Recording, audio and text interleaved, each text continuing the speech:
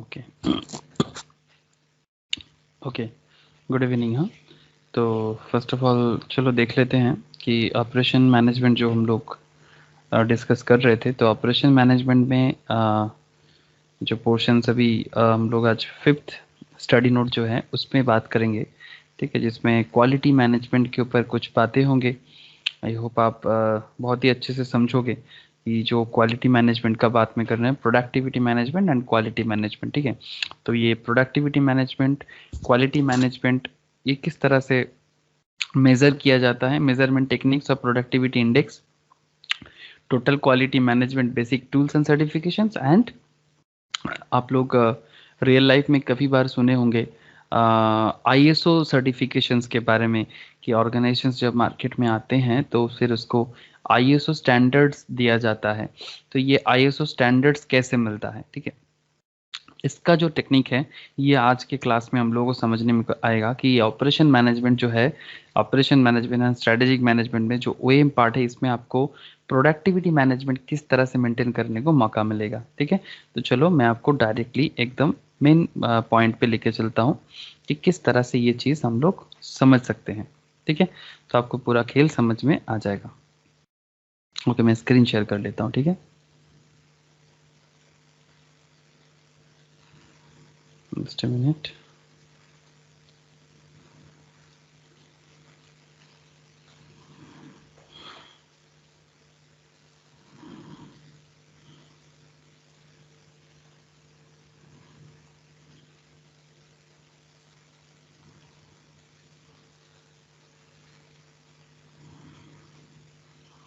Okay, ठीक है। देखो, आपको स्क्रीन तो पूरा दिख रहा है, तो फिर आप स्क्रीन में पूरा का पूरा देख पा रहे हो कि जो टॉपिक हम लोग डिस्कस करने वाले हैं, first of all product management and quality management क्या है, what is this productivity management and quality management, किस तरह से काम करते हैं, ये हम लोगों को समझना पड़ेगा, ठीक है। तो इसको समझने के लिए आपको सबसे पहले तो कुछ पॉइंट डिस्कस कर लेना चाहिए। जैसे productivity implies development of an attitude of a mind and a constant urge to find better. मतलब प्रोडक्टिविटी का मतलब यही होता है कि आपको हमेशा इस तरह का माइंड डेवलप करना है अपने ऑर्गेनाइजेशंस को। जैसे कि आप अगर देखो कि आप अंबानी को ही देख लो, रिलायंस का जो मुकेश अंबानी है, हमेशा कुछ ना कुछ करने का कोशिश कर रहा है। 2020 में इतना सारा खराब न्यूज़ चारों तरफ है, 2020 में इतना सारा कंपनीज, इतना सारा बिजनेस को इतना प्रॉब्लम हुआ है, लेकिन कुछ बिजनेस ऐसे भी है जिसको प्रॉब्लम नहीं, उल्टा अच्छा हुआ है। जिसमें से एक बहुत ही बड़ा कंपनी का नाम अगर मैं आपके सामने लूँ तो ऑब्वियसली रिलायंस है, ठीक है। तो रिलायंस काफ़ी सारा एरिया में अपना बिजनेस को स्प्रेड किया है। तो ये जो वो अपने आप को डेवलप करता रहता है सॉरी, ये जो रिलायंस अपने आप को कॉन्स्टेंटली डेवलप करते रहता है, ठीक है।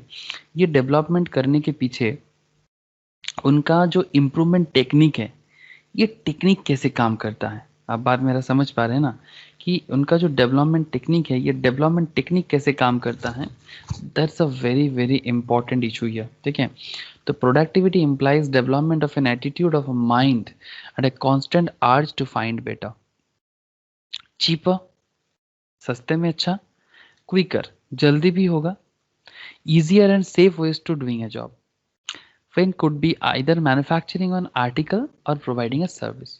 चाहे आप कोई प्रोडक्ट को मैन्युफैक्चर करो या फिर कोई सर्विस प्रोवाइड करो। Since the beginning of the industrial era, जब से इंडस्ट्रियल एरा चालू हुआ है, द मैन्युफैक्चरर्स और producers have been facing the problem of how to use the available resource. मतलब जो भी रिसोर्सेज है उसके पास, जैसे आप एज ए स्टूडेंट अपने आप को ही सोचो ना कि आपको सबसे बड़ा प्रॉब्लम क्या होता है, मैनेजमेंट का प्रॉब्लम होता है। आप जानते तो बहुत कुछ हो, आप चाहो तो आपका टाइम को भी बहुत टॉप लेवल में यूज कर सकते हो,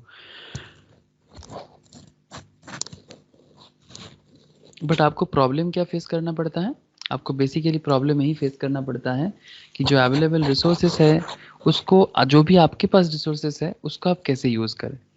तो ये जो प्रॉब्लम है ना कि अवेलेबल रिसोर्स को किस तरह से यूज किया जाए, factors of productions to be the best. मतलब जो भी फैक्टर्स ऑफ प्रोडक्शंस आपके पास है, like land, labour, capital, entrepreneurship, इसको आप कितना बेस्ट वे में यूज कर सकते हो. It's a big challenge of their ability and capacity so as to get the maximum output, as to get the maximum output with the minimum cost of productions. आपको maximum output चाहिए और minimum खर्चा करना है. तो ये जो technique है ना, ये तो बिजनेस का एक बहुत मतलब बहुत इम्पोर्टेंट भी है और इंटरेस्टिंग भी है कि खर्चा भी नहीं करना है ज़्यादा, लेकिन आउटपुट भी टॉप लेवल का लाना है. आप समझ पा रहे हो ना? It's a very challenging, it's very challenging. So that's why development changes in economic system are the various efforts made in the directions, and the process of development and changes is still on. New and new machines, methods, technology are being invented and used in the industrial field to minimize the wastage of men, ताकि जो लोग काम करते हैं उनका wastage को minimise किया जाए, मटेरियल्स को और अच्छे से यूज़ किया जाए, मशीन्स को भी और अच्छे से यूज़ किया जाए. It is all to increase the productivity. तो जो भी चाहे मशीन्स जो भी बनाया जाता है ताकि मेन जो है जो भी लोग काम करते हैं वो और अच्छी तरीके से काम को निभा पाए, ठीक है, और प्रॉपर वे में वो काम को कर पाए और मतलब क्विकली हो जाए और एफिशिएंटली हो जाए. इतना सारा पैरामीटर को ध्यान में रखते हुए एक ऑर्गेनाइजेशन अपने आप को डेवलप करने का कोशिश करता है ना? तो productivity is the quality. Productivity क्या है? ये क्वालिटी है. Productivity is the quality of the state और of being productive. It is some relationship of output to input. It is a concept that guides the management of a production system and measures its success. आपको मैं एक formula share करता हूं तो आपको भी समझ में आ जाएगा कि ये प्रोडक्टिविटी मैनेजमेंट जो टॉपिक है आप लोगों का स्टडी नोट 5 में, ये आपको क्या सिखाता है. जस्ट लुक, हाँ, just look the formula, just look the equations. VVIP important है, इक्वेशंस ध्यान रखिएगा कि P इक्वल्स टू, सिंबॉलिकली हम लोग ऐसे बोल सकते हैं, P मतलब प्रोडक्ट या productivity. P for productivity. Productivity equals to O by I. O for क्या है? Output. O is equals to output and I for क्या है? इनपुट. ठीक है, तो O फॉर आउटपुट है एंड I फॉर इनपुट है. तो आप अगर फॉर्मूला को एक बार ध्यान से देखें तो प्रोडक्टिविटी इक्वल्स टू बोल रहा है आउटपुट बाय इनपुट. मतलब आप कितना आउटपुट देते हो उसके ऊपर डिपेंड करके आपका आउटपुट कैसे आ रहा है. आप कितना इनपुट देते हो उसके ऊपर डिपेंड करके आपका आउटपुट कैसा आएगा. That is all about productivity management. समझ में आ रहा है ना? ठीक है, तो ये जो फॉर्मूला मैंने आपको भी बता रहा हूँ, ये इस पे आप ज़रूर एक बार ध्यान रखिएगा. यहाँ पर पूरा का पूरा देके भी रखा है कि P equals to O by I, where P equals to productivity, O equals to output and I equals to input. तो प्लीज़ रिमेंबर दिस. हाँ, प्लीज़ रिमेंबर दिस, आगे बहुत काम आने वाला है. अब हम लोग बात करेंगे कि टू बीट, अच्छा, the importance of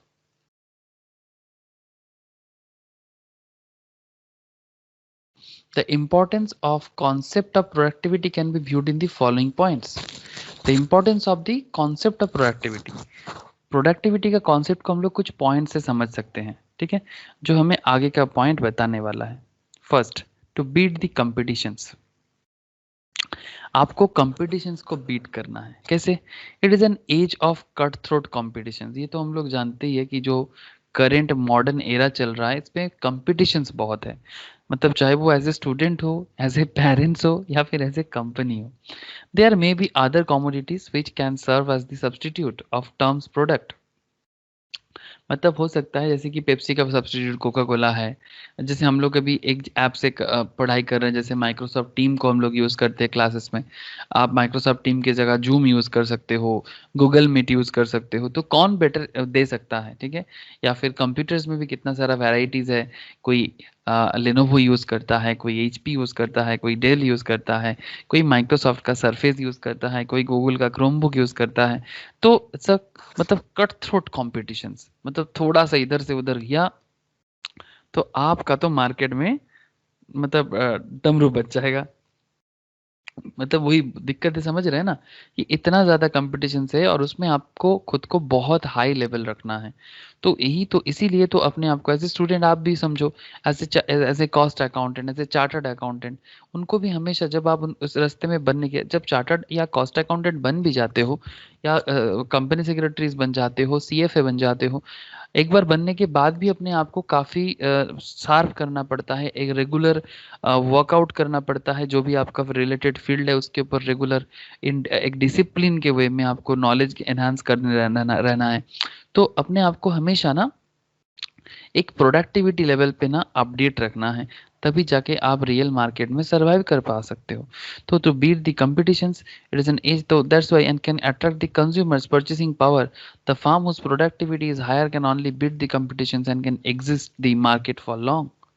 That's why Reliance हो, टाटा हो, बिरला हो, ये हमेशा ना मतलब मार्केट कंपटीशंस को बहुत ही हाई लेवल में बीट किया है, एंड तभी ये बहुत ही लॉन्ग टाइम तक के लिए मार्केट में टिका भी है और आगे भी टिक रहा है। तो जो कंपनी ऐसा कर पाता है वही कंपनी अपने आप को बना पाता है, जो आपका प्रोडक्टिविटी मैनेजमेंट का एक बहुत बड़ा पावर है। Next is a guide to management. ये तो मैनेजमेंट का गाइड है। जिस कंपनी का मैनेजमेंट जितना अच्छा, जिस ऑर्गेनाइजेशन का मैनेजमेंट जितना अच्छा, वो कंपनी अपने आप को हमेशा बेस्ट पोजीशंस में पाता है। जिसका स्ट्रेटेजी टॉप क्लास हो, जिसका टैक्टिक्स टॉप क्लास हो, जिसका प्लानिंग टॉप क्लास हो, जिसका एडमिनिस्ट्रेशन टॉप क्लास हो, वो कंपनी को आगे रोकने से, बढ़ने से कौन रोक सकता है? आप समझ पा रहे हो ना? तो इसलिए guide to management is another important area, जो काफ़ी वाइटल पॉइंट मतलब हो जाता है एक प्रोडक्ट को टॉप लेवल पे मैनेज करने के लिए। तो that is productivity management. An indicator of progress, आपको हमेशा प्रोग्रेस इंडिकेटर की तरह काम करते हैं। Economically backward countries, productivity movement is basic aspect of progress. It implies the development of an attitude of mind and a constant urge to better, cheaper, quicker and safer ways to doing a job, and which could be either manufacturing or product providing a service in an urge to improve the productivity. New inventions take place, thus productivity is an aspect of basic progress. Maximum utilization of scarce resources, ये तो economics का एकदम मतलब top class मुद्दा है। ये normally मैं economics पे बहुत ज़्यादा चिल्ला लेता हूँ इस पॉइंट पे, कि आपको आपके पास जो भी स्कार्स रिसोर्सेज है उसको इतना अच्छे से यूज़ करना है ताकि उसका स्कार्सिटी को भी आप यूज़ कर पाओ, और उस स्कार्स रिसोर्स को भी सबके पास पहुंचाना मतलब बहुत ही ज़रूरी हो जाता है। In order to provide the articles of commodities to consumers at the lowest possible cost, the productivity urge to utilize the available resource to the maximum possible extent to provide full satisfaction of customers. Okay, key to national prosperity, आपका organisations national मतलब जो देश के काम आए, मतलब आपका organisations को देश के प्रॉस्पेरिटीज में काम आना चाहिए। जैसे the productivity in fact has become a synonymous to progress. Higher productivity is an index of more productions with the same inputs at lower cost. It enables industry to offer goods to the general public at cheaper rates and result in expansion of market. Thus, the working conditions and wages of workers will improve and industrialists too will get larger profits. Thus, higher productivity is key to the national prosperity. ठीक जिस तरह से हुआ है, the secret of Japan, Western countries and prosperity lie in increased productivity. समझ में आ रहा है ना? तो जो कंट्री ज़्यादा से ज़्यादा प्रोडक्टिविटी कर सकता है वही कंट्री ज़्यादा से ज़्यादा नेशनल प्रॉस्पेरिटी में भी अपना योगदान रख पाता है। ठीक है, तो वो पूरा का पूरा देश को एक लेवल पे पहुंचा सकता है। लेबर का भी प्रॉस्पर होगा, कंपनी प्रॉस्पर करेगा तो फिर लेबर भी प्रॉस्पर होगा।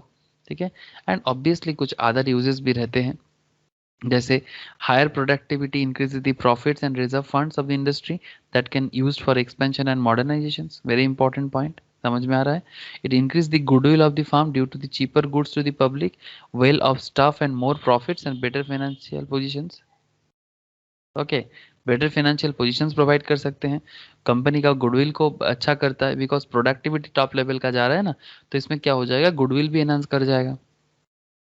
And obviously it improves the competitive strength of the company in export market, है ना? आपका प्रोडक्ट अगर क्वालिटी में बहुत टॉप क्लास हो तो आप वो प्रोडक्ट दूसरा कंट्री में एक्सपोर्ट भी कर सकते हो, जिसपे आपका क्या होगा ना, एक्सपोर्ट मार्केट भी एनहांस करेगा, कॉस्ट ऑफ प्रोडक्शंस भी रिड्यूस करेगा and quality of the product भी एनहांस करेगा. In this way productivity is the only way to make the overall progress of the country. That's why हर एक organisations को ना, चाहे वो सर्विस दे या फिर प्रोडक्ट का मैन्युफैक्चरिंग करे, मतलब पॉइंट यही है कि उसको प्रोडक्टिविटी को बहुत अच्छे लेवल पे मैनेज करना चाहिए.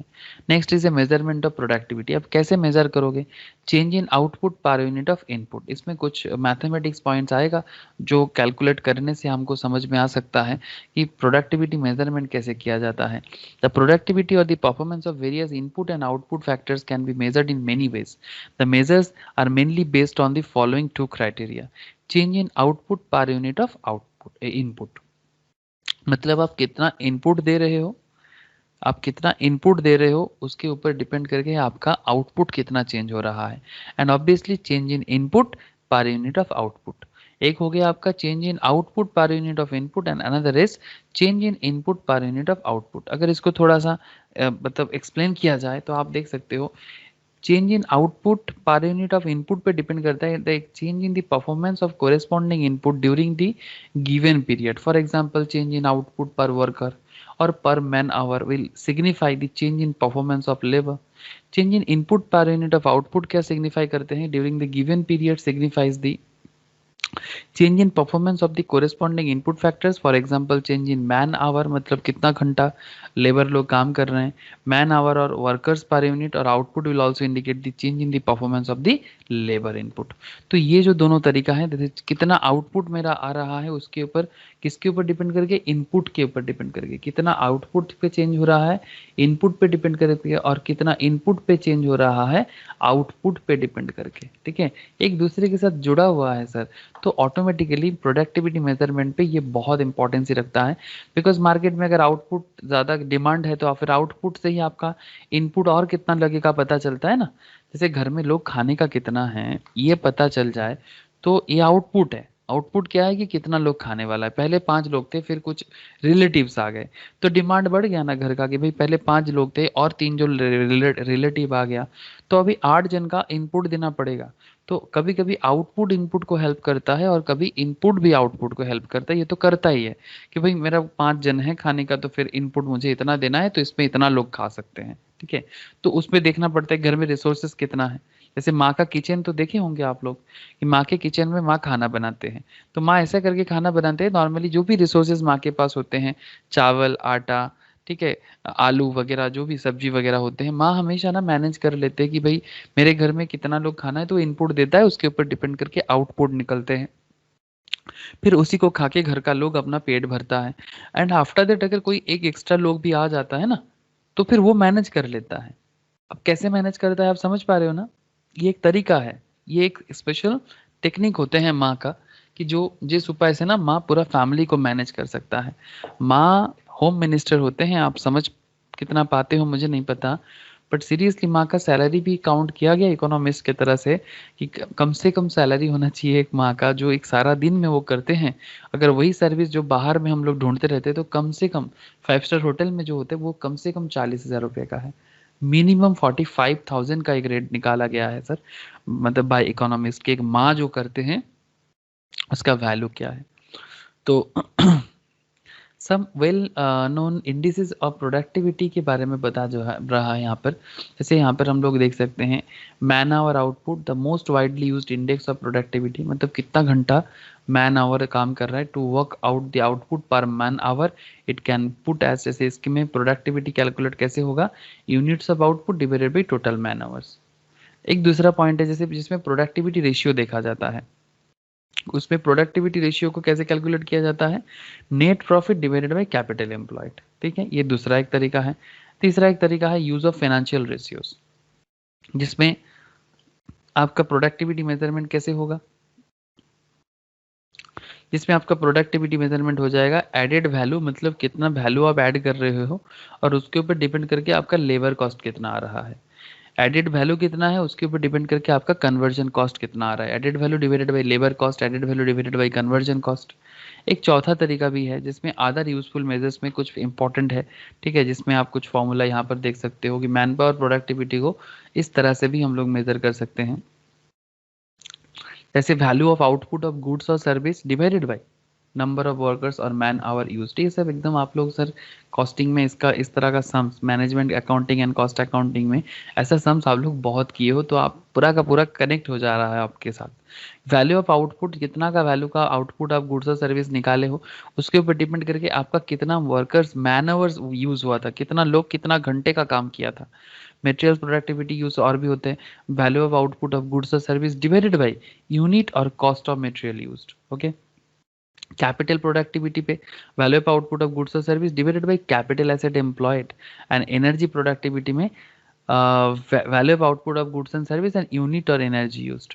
तो ये हो गया आपका मैन पावर बेस्ड, ये हो गया आपका मटेरियल प्रोडक्टिविटी मटेरियल बेस्ड, ये हो गया आपका कैपिटल बेस्ड, ये हो गया आपका एनर्जी बेस्ड। तो man power, material, capital, energy, इतना सारा तरीका होगा, तो उसके ऊपर डिपेंड करके आप रेशियोज यूज कर सकते हो इस तरह से। ठीक है, तो ये एक तरीका जरूर याद रखना, आपको बड़ा हेल्प करेगा प्रोडक्टिविटी को कैलकुलेट करने के लिए, प्रोडक्टिविटी मैनेजमेंट को अंडरस्टैंड करने के लिए, ताकि आप भी एज ए कॉस्ट अकाउंटेंट, आप ऑर्गेनाइजेशंस के एज ए मैनेजमेंट अकाउंटेंट, आप ऑर्गेनाइजेशंस को वैल्यू को इम्प्रूव कर सको। एक कंबाइंड मेजर्स भी एक होते हैं, can be taken as value of output of goods and service, जितना वैल्यू का गुड्स एंड सर्विस आउटपुट होगा, and divided by value of labour, capital, material and other inputs, तब जाके आपका एक कंप्लीट प्रोडक्टिविटी समझ में आ सकता है। There may be other input factors such as insurance भी हो सकता है, इनपुट में इंश्योरेंस भी रहता है, टैक्सेस भी रहता है, एडवर्टाइजिंग भी रहता है, and there productivity can be measured likewise. Each measures requires different kinds of data and only rarely such information is available for all commodities in on industry और continuous basis.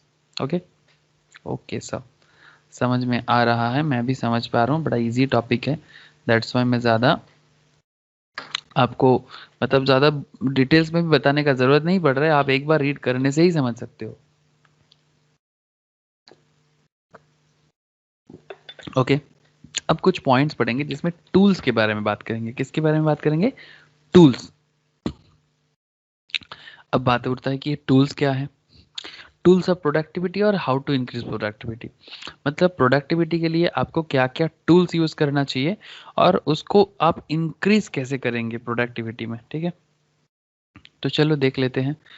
First of all human aspects. Okay, मतलब under this cooperations of workers is sought in following ways: more workers participation in the management or decision making through joint consultations, improve communication service, improving mutual trust and cooperations, better planning of work, more effective management, more democracy in administration, improved human relations and selections and training of personnel, personnel मतलब जो लोग काम करते हैं, and various levels of management are some human efforts.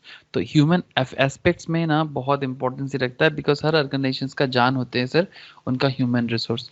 तो human resource कैसे buildup करना है, ये जिस ऑर्गेनाइजेशंस को पता होता है ना, वही ऑर्गेनाइजेशंस अपना क्वालिटी को भी एंड प्रोडक्टिविटी को भी ना मैनेज कर पाता है।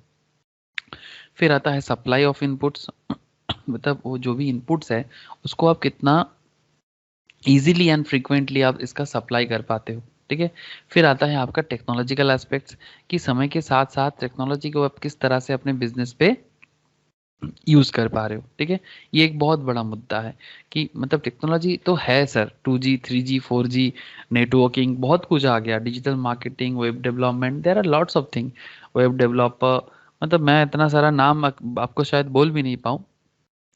तो टेक्नोलॉजिकल एस्पेक्ट तो काफ़ी सारा आ गया है। तो certain methodological and technological developments are also necessary to improve the productivity of the concerns.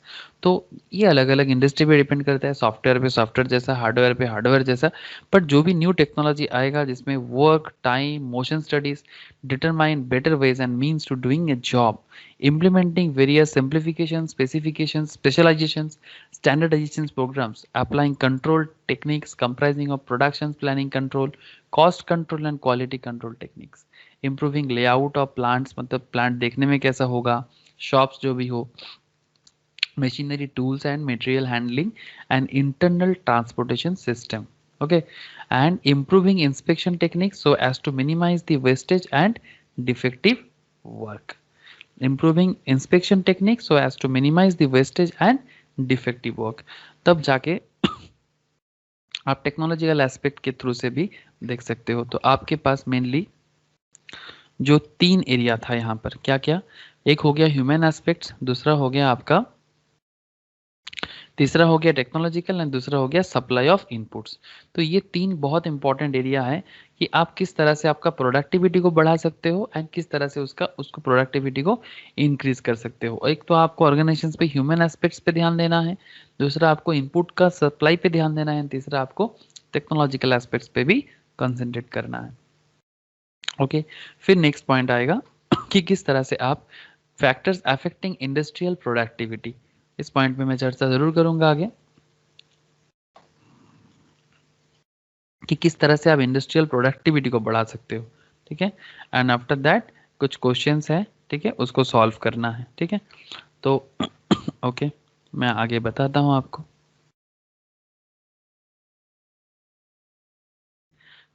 आपको कुछ ऐसा फैक्टर्स के बारे में पूछ रहा है कि ऐसा क्या क्या फैक्टर है जो इंडस्ट्रियल प्रोडक्टिविटी को अफेक्ट करता है। ठीक है, तो वेरी इंटरेस्टिंग एरिया की ऐसा क्या क्या मैटर होगा जो एक इंडस्ट्री का प्रोडक्टिविटी को अफेक्ट करेगा, है ना। बहुत ही इंपॉर्टेंट है कि इंडस्ट्री का एक्टिव मतलब जो भी उसका प्रोडक्टिविटी है उसको अफेक्ट करने के लिए ऐसा क्या चीजें हैं। ठीक है, तो productivity is defined to be some ratio between output and input. ठीक है, कोई भी चीज प्रोड्यूस करे आप, ठीक है, प्रोडक्टिविटी तो डिपेंड ऑलवेज करेगा ना कि आउटपुट और इनपुट पे, कि आप क्या इनपुट दे रहे हो और उसके बदले में आपको आउटपुट क्या मिल रहा है। ठीक है, आप क्या इनपुट दे रहे हो उसके बदले में आपको आउटपुट क्या मिल रहा है, इट्स अ बिग थिंग, है ना। तो जैसे कि हम आपको एग्जांपल दिखा सकते हैं, जैसे मानो कि आप क्या लोगे, चलो आपको मैं टाटा फैक्ट्रीज में लेके चलते हैं, टाटा टाटा मोटर्स का फैक्ट्री। ठीक है, टाटा मोटर फैक्ट्री। ठीक है, just just look, Tata Motors का फैक्ट्री है। ठीक है, यहाँ पर टाटा का कुछ गाड़ी बन रहा है। ठीक है, तो ये गुजरात में है, सानंद में। वो नैनो नॉन नैनो मॉडल, मतलब जो नैनो गाड़ी के बनाने के लिए जो पहले बंगाल में बनने का था, सिंगूर में, जिसको लेके फिर से राजनीति हो रहा है, that's a different issue. But I just want to say कि आपका प्रोडक्टिविटी डिपेंड किससे करेगा। आपका प्रोडक्टिविटी ऑब्वियसली डिपेंड करेगा ना कि भाई आप क्या इनपुट दे रहे हो, उसके ऊपर डिपेंड करके आपका आउटपुट क्या हो रहा है। ठीक है, तो ये जो भी कॉन्सेप्ट होता है ना गाड़ी बनाने की से पहले, जैसे यहाँ पर आपके सामने टाटा मोटर्स है।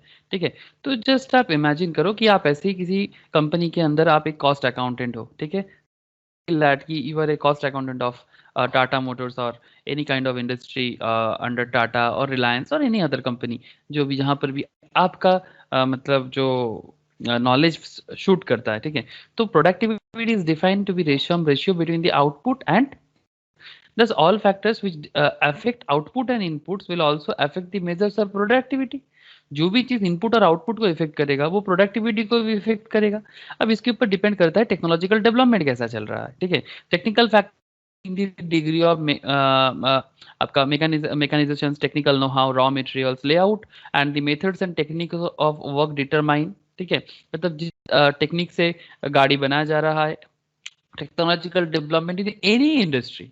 जैसे मैंने यहाँ पर ऑटोमोबाइल इंडस्ट्री लिया, आप मोबाइल इंडस्ट्री भी सोच सकते हो, स्टील इंडस्ट्री सोच सकते हो, देयर आर लॉट्स ऑफ, आप सीमेंट इंडस्ट्री भी सोच सकते हो। The principal factors in technological development affecting productivity are, जैसे तो भी टेक्नोलॉजिकल डेवलपमेंट होगा, जैसे जस्ट फील कि पहले वाला गाड़ी में जीपीएस सिस्टम नहीं होता था, आजकल गाड़ी में जीपीएस होता है।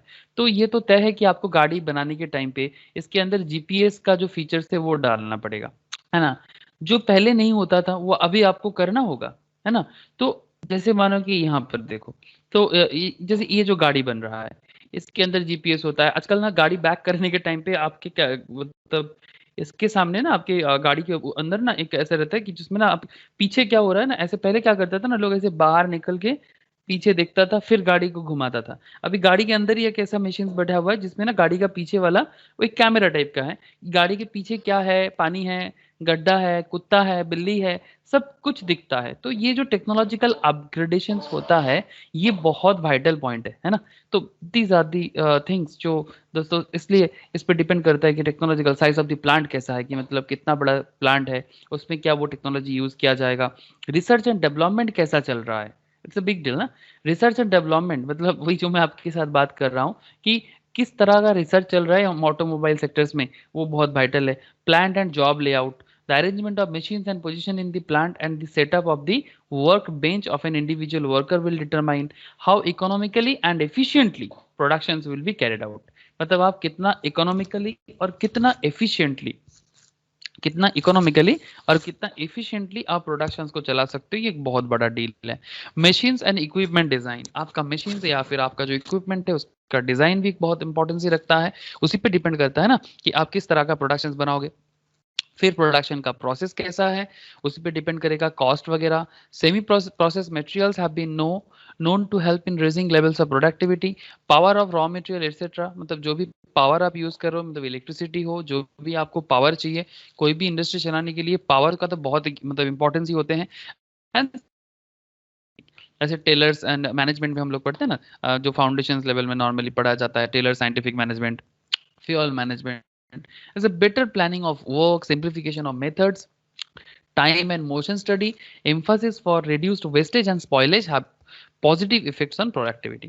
So these are the things.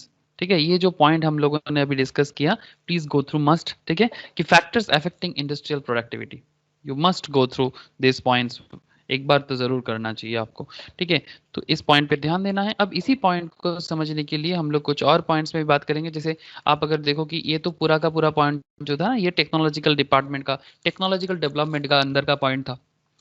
फिर और पॉइंट्स में बात करते जैसे कि इंडिविजुअल फैक्टर्स. ठीक है, इंडिविजुअल्स, टेक्नोलॉजिकल डेवलपमेंट भी इंपॉर्टेंट है, इंडिविजुअल फैक्टर्स भी बहुत इंपॉर्टेंट है. इंडिविजुअल फैक्टर्स जैसे कि सच एज नॉलेज. देखो सर, मैं आपको हमेशा बोलता रहता हूँ ना आप लोगों को कि मतलब चाहे आप कुछ भी करो, चाहे आप कुछ भी पढ़ाई करो, डिग्री आपको तभी मिलेगा जब आपको नॉलेज सही हो.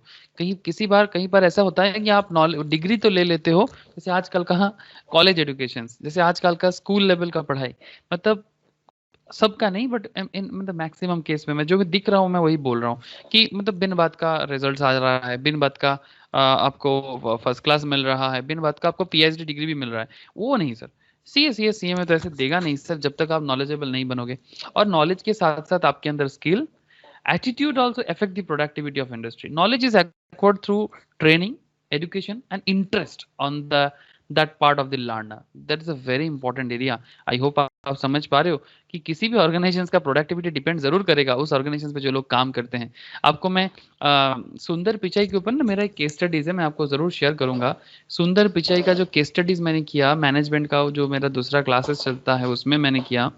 ये जो सुंदर पिचाई है, आप शायद नाम भी सुने होंगे, आप लोग जरूर सुने होंगे शायद. क्यों, सुंदर पिचाई ऑब्वियसली प्राउड फील करने लायक ही है कि गूगल का सीईओ है ना. Is an Indian American businessman, A business executive. He is the chief executive officer of alphabet, मतलब जो गूगल का पेरेंट कंपनी है, subsidiary of Google, born in Chennai, India. Pichai earn the degree of IIT Kharagpur and metallurgical engineering. जो भी हो, degree is not important. मतलब इन्होंने जिस तरह, देखो डिग्री इसलिए इंपॉर्टेंट नहीं है, इन्होंने मेटल के ऊपर इंजीनियरिंग किया था. मेटल मतलब सर वो लोहा वगैरह होता है ना, मतलब अलग अलग मेटल से मतलब जो रॉ मेटल से उसका जो आपका मतलब जैसे अगर मानो आयरन ओर है आपके पास, तो आयरन ओर से कच्चा लोहा को हटा के आप वहां से प्योर लोहा किस तरह से निकालोगे और उसका प्रोसेस क्या है, that is in simple, that is metallurgical engineering. But उन्होंने क्या बना आज, सॉफ्टवेयर डेवलपर. ठीक है, आज गूगल में वो क्या क्या नहीं कर रहे हैं. तो इंटरेस्ट होना बहुत जरूरी था. नॉलेज तो उनके पास इंजीनियरिंग लेवल का था ही, बट कहाँ लोहा या पत्थर से लोहा निकालना या फिर वहां से मेटल को अलग करना, ये वाला इंजीनियरिंग, और कहाँ सॉफ्टवेयर डेवलप करने की इंजीनियरिंग. दोनों में फर्क, काफी फर्क है ना. तो फिर भी अगर इंसान को इंटरेस्ट हो, अगर इंसान को कुछ करने का जुनून हो, तो वो एजुकेशन लेके, ट्रेनिंग लेके अपने आप को बिल्ड कर सकता है. ऐसा नहीं कि आपने कॉलेज में क्या पढ़ा, दैट डजंट मैटर. जो आपको पिचाई बता दे रहा है, आज देखो वह दुनिया का सबसे जाने माने वाली कंपनी का हेड है सर, टॉप. मतलब उनका जो मतलब जो कंपनी को बनाया था, ठीक है, वो भी 10 बार सोचता है कुछ बोलने से पहले, क्योंकि पिचाई का मतलब पिचाई जो बोलते हैं ना वो बहुत इंपॉर्टेंट है आज के डेट में गूगल का, जो भी हम लोग देख पाते हैं. तो इसमें ऑब्वियसली आपको समझना पड़ेगा कि ऑर्गेनाइजेशन के अंदर कि अगर उसका प्रोडक्टिविटी को डेवलप करना है तो इंडिविजुअल फैक्टर्स, जैसे कि पिचाई का individual factors is very important. One's capacity to learn a particular kind of work, personality, emotional maturity, balance of mind, etc., as also by education, experience, training, etc. Increased knowledge, skill, attitude, aptitude certainly increase the productivity, and a person deficient those personal attributes is less productive than an average man. जिसके अंदर ये सब नहीं है वो obviously less productive बन जाएगा अपने अपने फील्ड में। The attitude will employee to work for organizations of employees towards the work and the organizations affect their productivity। ऐसे कॉस्ट अकाउंटेंट आप किसी ऑर्गेनाइजेशन हो तो ये आपका बहुत ज़्यादा मतलब जिम्मेदारी होते हैं कि जो भी आप ऑर्गेनाइजेशंस पे काम होते हैं ना, जो जो एंटरप्रेन्योर है उनका कॉन्सेप्ट होना चाहिए कि नहीं मेरे ऑर्गेनाइजेशन पे सब कोई ठीक ठाक से काम करे और विद फुल एटीट्यूड से काम करे। जैसे आप जानते होंगे कि गूगल, माइक्रोसॉफ्ट जैसे कंपनीज में, एप्पल जैसे कंपनीज में ना लोग बहुत प्यार से काम करते हैं, तभी उनका जो प्रोडक्ट होता है ना, उनका जो सर्विस होता है ना, वो वर्ल्ड क्लास बन जाता है। ठीक है, बिकॉज वहाँ पर ना एम्प्लॉइज का ना बहुत फ्रीडम भी है और एम्प्लॉइज ना काम को बहुत एंजॉय भी करते हैं। ऐसा नहीं कि बस भाई जाना पड़ेगा ऑफिस, फिर से 10 बजे 10 बज गया, फिर से जाना है, फिर से आना है, क्या कर रहे हैं कुछ नहीं पता, बस जा रहे हैं, बैठ रहे हैं, आ रहे हैं, मतलब कुछ टास्क दिया जाता है, करता है, चला आता है। नहीं, ऐसे करने से ऑर्गेनाइजेशन ज्यादा देर तक टिकेगा नहीं सर। ऐसा करने से ऑर्गेनाइजेशन ज्यादा देर तक टिकेगा नहीं। सरकारी ऑर्गेनाइजेशन होगा तो हम लोगों के सब्सिडीज के पैसे से चल जाएगा कुछ दिनों तक, अगर प्राइवेट होगा तो बंद तो करना ही पड़ेगा। बिकॉज अपने ऑर्गेनाइजेशन के जो इंडिविजुअल फैक्टर्स है ना, ये बहुत वाइटल एक इंपॉर्टेंस रखता है। अब प्लीज इस बात को तो जरूर ध्यान पे रखना, चाहे आप खुद अपना ऑर्गेनाइजेशन बिल्डअप करो या फिर आप किसी ऑर्गेनाइजेशन के लिए काम करो, दोनों पॉइंट पे ये दोनों चीज लागू होते हैं। ऑर्गेनाइजेशनल फैक्टर्स पे ऑब्वियसली ये भी बहुत इंपॉर्टेंट है।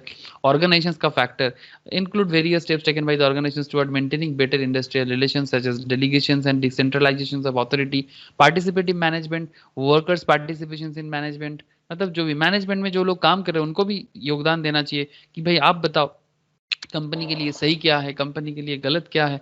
Organisational efficiency, proper personnel policy, personnel मतलब human resource relating to selection, placement, मतलब किसको सिलेक्ट करे, किसको प्लेस करे, किसको प्रमोट करे, किसका वेज सैलरी लेवल क्या हो, इंसेंटिव कितना दिया जाए, मेरिट का रेटिंग कैसे करे, जॉब का इवोल्यूशन कैसे करे, training and provisions for two way communication supervise कैसे करे। ठीक है, तो इसीलिए बोल रहे this facts were brought up by the Hawthorne Hawthorne experiments in USA. A property properly motivated worker will certainly contribute to the industrial productivity. मतलब अगर आपके ऑर्गेनाइजेशन के एम्प्लॉय बहुत मोटिवेटेड है तो आपका ऑर्गेनाइजेशन तो टॉप लेवल का परफॉर्म करेगा, ये तो सर तय है। ठीक है, तो दीज आर दी थिंग्स जो आपको एक बार थोड़ा समझना है ऑपरेशन मैनेजमेंट में। वर्क एनवायरनमेंट, ऑब्वियसली वर्क काम का एनवायरनमेंट बहुत इंपॉर्टेंट आता है। ठीक है, मतलब आप जहाँ काम करते हो वहाँ का लोग का फिजिकल कंडीशंस कैसा है, क्या फिजिकल कंडीशंस काम करने लायक है कि नहीं, बहुत ज़्यादा नॉइज़ी एरिया में आप ज़्यादा काम नहीं कर सकते, लाइट का अरेंजमेंट कैसा है, वेंटिलेशंस का हवा मतलब प्रॉपरली आ रहा है कि नहीं आ रहा है, सूरज मतलब सन रेज, विंड मतलब विंड का जो भी है सब कुछ प्रॉपर होना चाहिए। और ऑब्वियसली ह्यूमन इंजीनियर, साइकोलॉजिस्ट, सब कोई एक प्रॉपर लेवल पे काम करे, दैट्स अ वेरी इंपॉर्टेंट। मतलब कल्चर भी बहुत इंपॉर्टेंट रखता है सर। मैं आपको बता दूं जैसे रिलायंस क्या करता है जानते हो सर, रिलायंस तो अपने ऑर्गेनाइजेशन के अंदर कल्चर को मेंटेन करने के लिए एक कल्चरल एग्जीक्यूटिव रखते हैं। ठीक है, देवदूत पट्टनायक बोल के एक जन है जो बेसिकली ना अपने इंडियन भी कल्चर है ना उसका जो पुराना, जैसे जिसको हम लोग माइथोलॉजी बोलते हैं, ऐसे मैं तो माइथोलॉजी नहीं मानता, मैं मानता हूँ सारा का चीज हिस्ट्री है। ठीक है, बेसिक बिकॉज कोई चीज पे बात नहीं होता अगर वो बात कभी वो ना, मतलब अगर कोई चीज 5,000 साल पुराना है तो वो माइथोलॉजी हो जाता है। इस पे मुझे एकदम भरोसा नहीं है। मैं तो पूरा मानता हूँ कि ये सभी चीज थे, तभी आज लोगों के मुंह से हम लोग जिसका भी जो भी हम लोग भगवान का नाम ले या जो भी नाम लेते हैं, कोई भी चीज माइथोलॉजी कैसे बन जाएगा। कुछ स्टोरी होते हैं वो अलग बात होते हैं, बट अगर इतना सारा लोग बोलते सारा का सारा लोग एक ही कहानी कैसे बोल देगा। ठीक है, तो कुछ तो जरूर होंगे ना, कोई तो जरूर देखा होगा, तभी तो एक समय के साथ साथ आया। तो जो भी पॉइंट क्या है कि रिलायंस ने एक कल्चरल सेक्रेटरी रखते हैं, कल्चरल एग्जीक्यूटिव ऑफिसर्स रखते हैं, जैसे कि देवदूत पट्टनायक, उन्होंने एक माई गीता बोल के किताब लिखा और वो किताब बहुत फेमस भी हुआ और उस तरह से ट्रेनिंग दिया जाता है गीता का, जो मतलब जो महाभारत में भारत नहीं, बेसिकली जो गीता में जो सिखाया जाता है, जो एक इंडियंस का जो बेस है कि भाई किस तरह से आप अपना एथिक्स, इंटीग्रिटी, चाहे दुनिया में कितना भी बुराई रहे आप फिर भी अपने आप को कैसे उसमें बना के रख सकते हो, इंसानियत को कैसे बना के रख सकते हो, ऑर्गेनाइजेशंस को कैसे डेवलप कर सकते हो। ठीक जिस तरह से राजाओं ने उस टाइम पे प्रजा के लिए सोचता था, एग्जैक्टली उसी तरह से अगर राजा प्रजा के लिए सोचेगा तो प्रजा भी राजा के लिए सोचेगा। तो ये जो एक वर्क मतलब एनवायरनमेंट है, दैट्स ऑल। मतलब एक्चुअली ये सब जो हम लोग जो इसको हम लोग रिलीजियस किताब का नाम दे दिया ना, ये तो सर समय के साथ इंसान का कॉम्प्लेक्सिटीज है। एक्चुअली सब सर एकदम नॉर्मल बात है जो हम लोग समझना चाहिए। हम लोग एक्चुअली समझते नहीं है, बस हर चीज पे रिलीजन को घुसा देते हैं और फिर बोलते हैं कि ये हमारा धर्म नहीं है, वो उसका धर्म नहीं है। ऐसा बात नहीं है। बात हर जगह का ना अपना अपना कल्चर होते हैं, तो उस कल्चर का जो सिस्टम है उसको समझने के लिए बहुत जरूरी है। एक्चुअली क्या है ना, बाद में ना ये इंडिया में कुछ प्रॉब्लम ऐसा हो गया कि जबरदस्ती कुछ लोग आके हमारा जो कल्चर है ना इसको खराब करने का कोशिश किया, बिकॉज ताकि हम लोग उनके तरह चले। जो फॉरेनर्स बार बार इन्वेड किया इंडिया को, उनका कुछ चाल था, और उन्होंने जो डिवाइड एंड रूल का खेल खेल गया ना, उसमें इंडियंस तो हमेशा से बोका है एकदम, मतलब इडियट टाइप का जो है, मतलब इनका, मतलब ये कभी सोचता ही नहीं है कुछ बोलने से पहले, मतलब लास्ट कपल ऑफ ईयर से, मतलब लास्ट 200-300 ईयर से, तभी तो मुश्किल बढ़ रहा था। ओके, कोई बात नहीं, आप समझ रहे हो ना। वर्क एनवायरनमेंट एक अच्छा होना बहुत जरूरी है, मैं इसलिए बोला बिकॉज इंडियन कंपनीज भी, इंडियन ऑर्गेनाइजेशंस भी आजकल बहुत कोशिश कर रहे हैं, like Infosys, TCS, Wipro, they are also very good working and provide very good working environment to their employees. तो ये सब चीज़ें इंपॉर्टेंट होते हैं। अगर आप अदर फैक्टर्स देखो तो नेचुरल फैक्टर्स में जैसे physical, geographical, climatic conditions influence the productivity at large.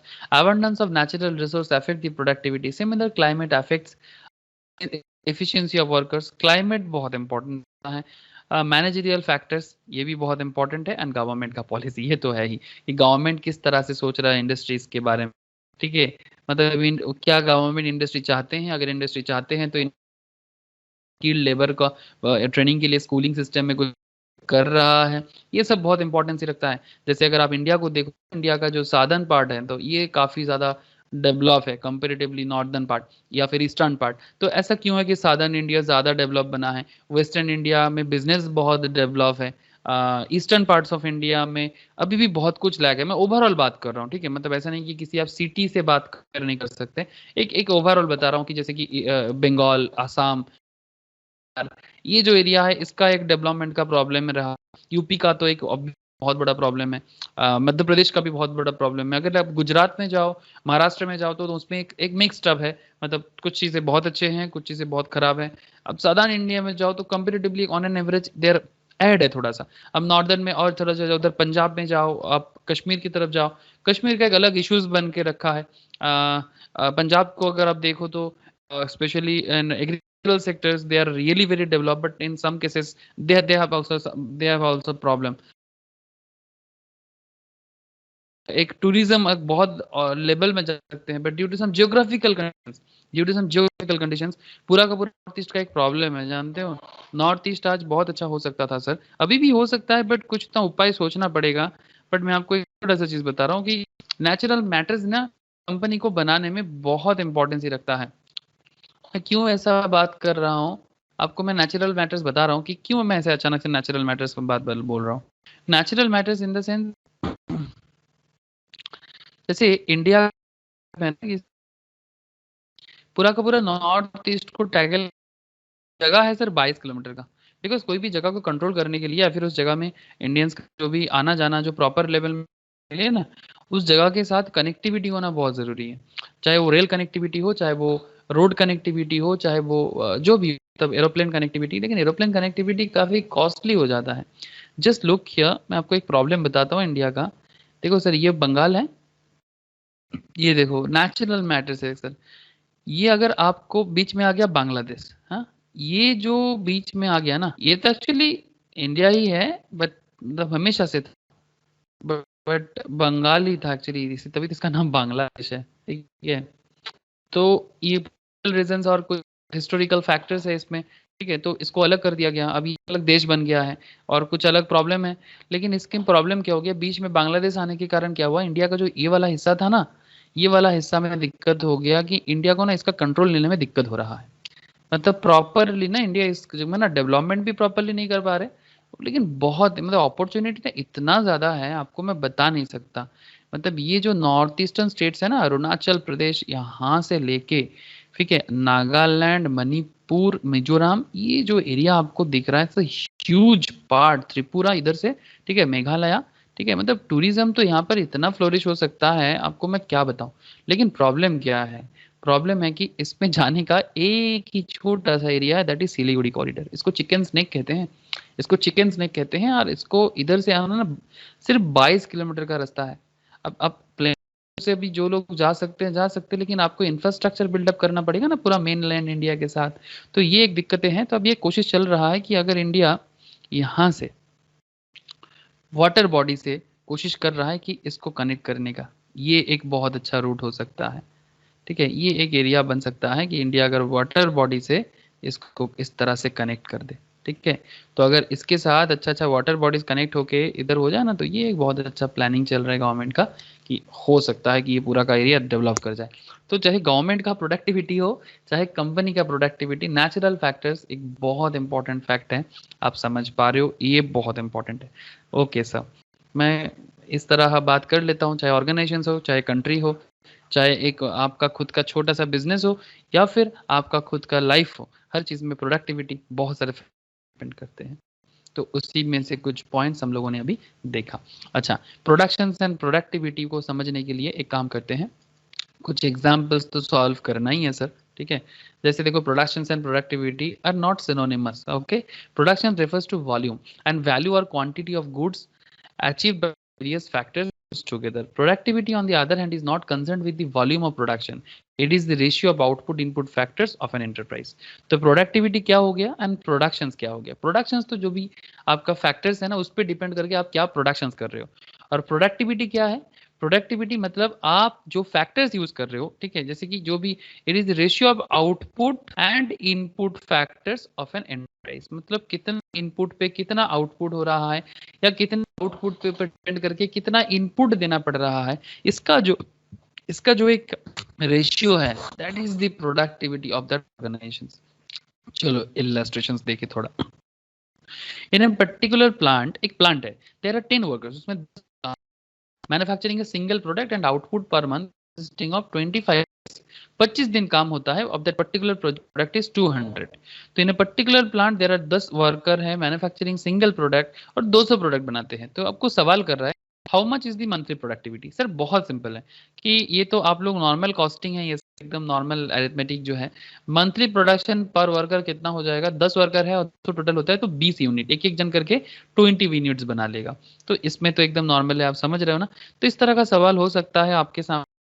Common sense का यूज करना, बेसिक एरिथमेटिक को सही रखना, समझ में आएगा। दूसरा एक इलस्ट्रेशन है आपके साथ मैं शेयर करता हूं। देखो आप, देयर आर टू इंडस्ट्रीज, दो इंडस्ट्री है, A and B, manufacturing hose couplings. ठीक है, manufacturing sorry hose couplings, the standard time, भाई कोई भी प्रोडक्ट होगा, time per piece is 15 minutes.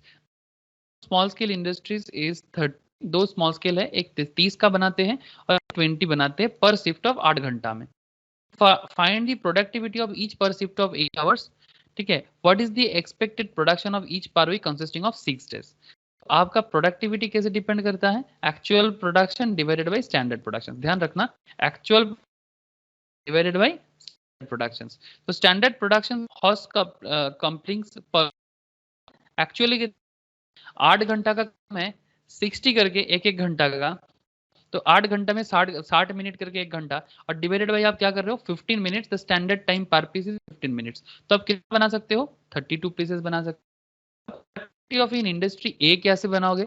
जैसे आप देख सकते हो यहाँ पर कि 30 हो गया आपका, जैसे यहाँ पर बोलो ना, आउट कितना बना रहा है, ए कितना बना रहा है? 30, और बना रहा है 20, तो 30 हो रहा है, स्टैंडर्ड कितना है? तो फिर एक्चुअल है आपका 30, जो ये फॉर्मूला जो है, एक्चुअल प्रोडक्शन 30 है, स्टैंडर्ड है आपका 32। ठीक है, तो एक्चुअल 30, स्टैंडर्ड 32, तो 15/16 एंड प्रोडक्शन क्या बी हो जाएगा 20/32, तो 5/8 निकालना है। ये 15/16 का क्या मतलब हो जा रहा है? मतलब इसका परसेंटेज कितना है और 8 का कितना है। ठीक, सिंपल है, एकदम सिंपल, सिंपल से समझो। जस्ट लुक कि अगर आपका if the product in percentage activity को परसेंट करें, तो द सेम फॉर ए कितना हो जाएगा? 15/16 इंटू 100। भाई 16 इंटू 100 करोगे ना, तो आपको 93 आएगा। और अगर आप 5/8 इंटू 100, 62.5%। तो प्रोडक्टिविटी ऑफ ए 3.7 है और प्रोडक्टिविटी ऑफ बी है 62। तो प्रोडक्शन पर वीक हो जाएगा, प्रोडक्शन पर वीक हो जाएगा 30 करके। अगर what is the expected production of each per week consisting of 6 days, तो सब पे क्या हो जाएगा? 30 के इंडस्ट्री ए क्या करेगा? 180 बनाएगा, 62 फॉर वन शिफ्ट। ये एज्यूम किया कि एक ही शिफ्ट कर रहा है, और प्रोडक्शन पर वीक 120 हो जाएगा। तो बस इतना ही पूछ एक्सपेक्टेड प्रोडक्शंस। तो सिंपल समझ, नॉर्मल कॉस्टिंग है। आप लोग तो मतलब मैम के पास कॉस्टिंग बहुत अच्छे से सीखे हो, बहुत डिटेल्स में। तो ये फैक्टर। नेक्स्ट इज सेक्शन 3 में एक बार data. The following data is available for machines in a manufacturing unit. Hours work per day बोला सर, पर डे 8 घंटा काम होता है। वर्किंग डेज पर मंथ बोला, operators minutes per unit production, machine time 22 and total time per unit, total time per unit बोला दिया। फिर आपको बोला कि अगर प्लांट लेवल में रहेगा and operator is working at 100% efficiency, what is the output per month? If machines productivity is increase by 10% over the level, what will be the output per month? And if operator efficiency over the existing per month, मतलब करना पड़ेगा basic arithmetic common sense के साथ, बहुत ही आसानी से कर सकते हो। थोड़ा सा दिमाग को साफ। पर डे कितना हो जाएगा बोल के रखा है 8 पर डे। वर्किंग डेज पर मंथ कितना है ये भी बोल के रखा है। पर मंथ का 25। ठीक है, तो जो जो आपको चाहिए वो अगर देख लो। आवर्स वर्क पर घंटा करके 200 घंटा का काम करोगे। टाइम भी देके रखा है आपको 22 का टाइम, 8 घंटा का 8 मिनट्स का, सॉरी ऑपरेटर्स टाइम बोला है 8 मिनट का। ठीक है, टोटल टाइम पर यूनिट बोला 30 मिनट्स का, that means half an hour. ठीक है, तो machine time 22 minute, operator time 8 minute and total per unit बोला sir 30 minute, that is half hour. ठीक है, अब number of unit that can be produced per month per operator कितना हो जाएगा? अगर 200 करके अगर निकलते हैं और आधा घंटा करके अगर टोटल टाइम पर यूनिट लगता है, तो 200 बाई हाफ करके आपका 400 प्रोडक्शंस पर मंथ का पर प्रोड्यूस्ड पर ऑपरेटर निकलेगा। As the number of operator is 1, अगर ऑपरेटर एक है तो पॉसिबल मंथली प्रोडक्शंस क्या हो जाएगा 400 units. As the plant operates at 75% efficiency, क्योंकि प्लांट जो है वो 75% एफिशिएंसी लेवल पे काम करते हैं, and monthly production equals to आपका है 400 into 75 by 100 equal to 300 units. Okay, तो फिर प्लांट का ऑपरेट कितना है सर 75% का, तो फिर जो भी 400 आप बना सकते हो पॉसिबल मंथली प्रोडक्शन, लेकिन आप कितना बना रहे हो 75% एफिशिएंट, तो 400 का 75%, तो 400 का 75% सिंपल करोगे ना, जस्ट 400 का अब 75% करो तो आपका वही जवाब आएगा कि दैट इज 300। 400 का 75% आपका एफिशिएंसी लेवल है। अब नेक्स्ट क्वेश्चन आपको पूछा था कि if the machine productivity is increase by 10%, that is machine time 22 minutes का था, तो 22 मिनट्स इंटू 100 डिवाइडेड बाई 110, मतलब 10% से बढ़ेगा, तो ये कितना हो जाएगा मशीन टाइम 22 और 10% में इंक्रीज करेगा मशीन प्रोडक्टिविटी, तो ये 20 मिनट्स होगा। तो देन टोटल टाइम कितना हो जाएगा 20 प्लस 8। ठीक है, मतलब यहाँ पर 22 है। ठीक है, 22 में मतलब machine productivity increase by 10%। Machine time minute देख लेते हैं, टोटल पर यूनिट 30 है, ऑपरेटर टाइम 8 है, ऑपरेटर का टाइम है 8। तो फिर आपको यहाँ पर पूछा क्या था कि if machine productivity is increase by 10% over the existing level, what will be the output per month? तो मशीन्स का जो प्रोडक्टिविटी है वो 10% इंक्रीज करेंगे अभी, तो मशीन्स का प्रोडक्टिविटी को 10% में करते हैं। चलो देखते हैं, यहाँ पर आप देख सकते हो the machine productivity is increase by 10%, machine का प्रोडक्टिविटी इंक्रीज कर रहे हैं में। मशीन टाइम कितना हुआ करता था 22 मिनट, अब 22 मिनट पे 110 करेंगे तो 20, तो टोटल टाइम कितना हो जाएगा 20, तो पहले 8 था, अभी और 20 मिनट लगेगा ऑपरेटर को, तो टोटल कितना टाइम लग जाएगा 28 मिनट। अब मंथली प्रोडक्शन कितना हो जाएगा 400 करके। ठीक है, 400 तो करना ही पड़ेगा, मतलब 400 का तो इसका है ही, 400 इंटू 30 डेज का है सर, और ये 28 का आपका ऑपरेटर आ रहा है, तो और उसका 70%, तो आप अल्टीमेटली मंथली प्रोडक्शन। ठीक है, इफ ऑपरेटर एफिशिएंसी जो है वो अगर 20% में कम हो जाए, पहले वाला में प्रोडक्टिविटी इंक्रीज कर रहे थे 10% में, तो हमारा 321 आ रहा था, जहां पर नॉर्मली मेरा 300 आ रहा था। अब मैं थर्ड क्वेश्चन में देख रहे हैं कि थर्ड क्वेश्चन पूछे कि if operator efficiency reduced by efficiency 20% में घटा दिया जाए लेवल से तो आउटपुट कितना आ जाएगा। तो चलो घटाते हैं ना, तो ऑपरेटर का एफिशिएंसी 20% में घटा दो, तो आपका पहले कितना था, 8 था, है ना। आपका पहले 8 था ऑपरेटर का एफिशिएंसी, पहले ऑपरेटर टाइम 8 मिनट्स हुआ करता था, अब 20% में इसको घटाना है, तो 100 + 20/100 है ना, तो 120/100 करेंगे तो 8 1.2 हो जाएगा, तो ये हो जाएगा आपका 9.6 मिनट्स, मतलब इसका टाइम अभी ज्यादा लगेगा, पहले 8 मिनट में ऑपरेट कर लेता था, अभी 9.6 मिनट ऑपरेटिंग टाइम इसका लग जाएगा। टोटल टाइम कितना हो जाएगा, 22 मिनट का था और फिर 9.6 हो जाएगा, 30 की जगह 31.6 हो जाएगा। समझ में आ रहा है ना। तो मंथली प्रोडक्शंस भी देखो 400 इंटू 30 डिवाइडेड बाई 31.6, तो ये 75% करोगे तो 284 यूनिट्स। तो अगर, तो यहाँ से एक चीज तो पूरा साफ है कि एफिशिएंसी जब रिड्यूस कर रहे हैं 20% में instead of 100%, now 80% job is completed in 8 minutes, that means operator time is increase to 10 minutes. ठीक है, तो ये कुछ पॉइंट्स आपको यहाँ पर सिंपल अरिथमेटिक कॉन्सेप्ट के साथ आई होप पूरा का पूरा समझ में आ रहा है। अगेन एक दूसरा सम से सर, जैसे आप देख सकते हो, following data is available for a manufacturing unit, number of operators दिया है 15, ठीक है, 15 ऑपरेटर्स है, डेली वर्किंग आवर्स भी दिया है 8, number of days per month बोला है 25, okay, standard per month 300 unit, standard labour hours per unit 8, same तरह का सम सब लोग अभी अभी देखे वैसा ही सम है। Following information was obtained for the November 2015, ठीक है, man days loss due to the absenteeism, absent करने के लिए कितना मैन डेज लॉस हुआ है, 30 दिन, यूनिट प्रोड्यूस कितना है, आइडल टाइम कितना है 276 मैन आवर्स, इतना टाइम आइडल मतलब ऐसे ही, मतलब रेस्ट वगैरह लेके चले जाते हैं। तो आपको पूछा है कि आप बताओ कि परसेंट एब्सेंटिज्म कितना है, efficiency of utilisation of labour कितना है, प्रोडक्टिव एफिशिएंसी ऑफ लेबर कितना है, and overall productivity of labour in terms of unit produced per man per month कितना है। ओके, तो पहले ना इकट्ठा कर लेते हैं, मतलब ऐसे क्वेश्चंस को सॉल्व करेंगे ना, पहले इकट्ठा कर लेना चाहिए कि मेरे पास क्या क्या इन्फॉर्मेशन अवेलेबल है। तो सबसे पहले तो आप देख लो कि आपके पास पर मंथ का वर्किंग डेज कितना है, 25, आपके पास डेली वर्किंग आवर कितना है, 8, नंबर ऑफ ऑपरेटर्स कितना है, 15, हाँ नंबर ऑफ ऑपरेटर्स 15, ओके। अच्छा, नंबर ऑफ मैंडेज कितना हो जाएगा, अगर 25 डेज का काम करोगे और 15 नंबर ऑफ ऑपरेटर्स है तो मैंडेज हो जाएगा आपका 375 मैंडेज, सिंपल है। टोटल मंथ कितना हो जाएगा करके, एक मंथ में अगर आप 375 मैंडेज काम करोगे तो 375 इंटू 8 करके 3000 आवर्स वर्किंग आवर्स आप पर मंथ का काम करोगे, ठीक है।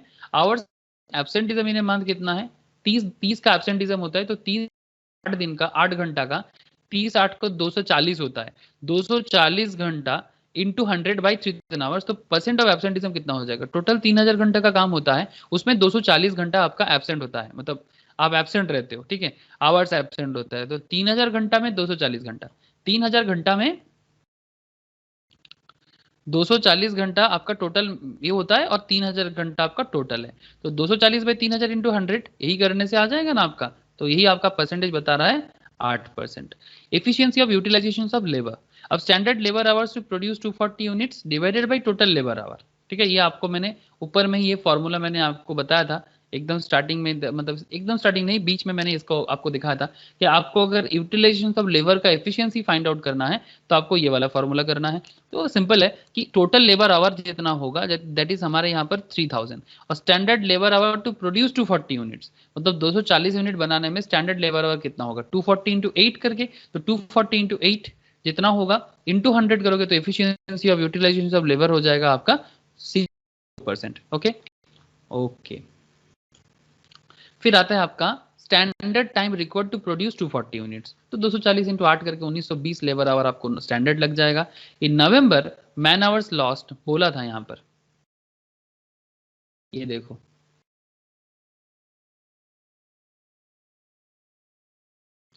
The following information was obtained for November 2015, idle time 276 man hours, तो यहाँ पर बोला था कि नवंबर मैन आवर्स लॉस्ट कितना है 30 इंटू 8 करके 240, एंड आइडल टाइम था आवर के हिसाब से 276, तो नवंबर में आपने मैन आवर कितना लॉस्ट किया, 30 डेज का आपका यहाँ पर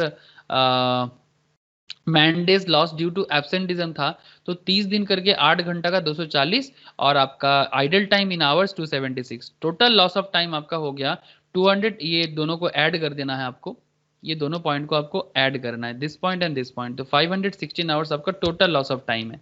प्रोडक्टिव आवर्स अवेलेबल कितना है आपका 3000 घंटा, उसमें से आप लॉस टाइम हटा दो तो एक्चुअल लेबर आवर कितना बचा है आपके पास 2484 का। ठीक है, तो अब अभी एफिशिएंसी ऑफ लेबर बड़ा इजीली हो जाएगा। स्टैंडर्ड लेबर आवर आपको पता चल गया और एक्चुअल लेबर आवर भी पता चल गया। 1920 डिवाइडेड बाई 2484 इंटू 100, तो 77.33% आपका लेबर का एफिशिएंसी है। मतलब आपका जो भी कैपेसिटी है उसमें से सिर्फ 70%, 77% ही आप लेबर को एफिशिएंटली यूज कर पा रहे हो in this current project. Okay, तो इस तरह से आप अपना एफिशिएंसी लेवल को भी मेजर कर सकते हो। जो भी आपके ऑर्गेनाइजेशन पे काम कर रहे हैं, आप खुद के साथ भी ऐसा कैलकुलेट करके देख सकते हो कि आप कितना एफिशिएंट हो रहे हो। एंड लास्ट एक सवाल पूछा था कि 50 मैन प्रोड्यूसेस, अच्छा एक क्वेश्चन क्या था एक बार मैं आपको रिकॉल करा दूं। क्वेश्चन था overall productivity of labour in terms of unit produced per man per month. ठीक है, बड़ा सिंपल है। तो इसको तो एकदम सिंपल, आपको standard labour productivity 300 divided by 15 करना है तो आपका 20 यूनिट्स हो जाएगा। नवंबर में overall productivity 240 by 15 equals to 16 units हो जाएगा। ठीक है, ये 15 कहाँ से आ रहा है बोलो तो, ये number of operators, number of operators 15 है ना, तो नंबर ऑफ ऑपरेटर्स अगर 15 है और तो टोटल 300 यूनिट अगर बनेगा तो 300 डिवाइडेड बाई 15 करके लेबर प्रोडक्टिविटी हो जाएगा एक एक जन का 20 करके। नवंबर में ओवरऑल प्रोडक्टिविटी क्या है 240 बाई 15 16 यूनिट्स का हो जाएगा। और प्रोडक्टिविटी कितना फॉल किया फिर नवंबर में 25% का। ठीक है,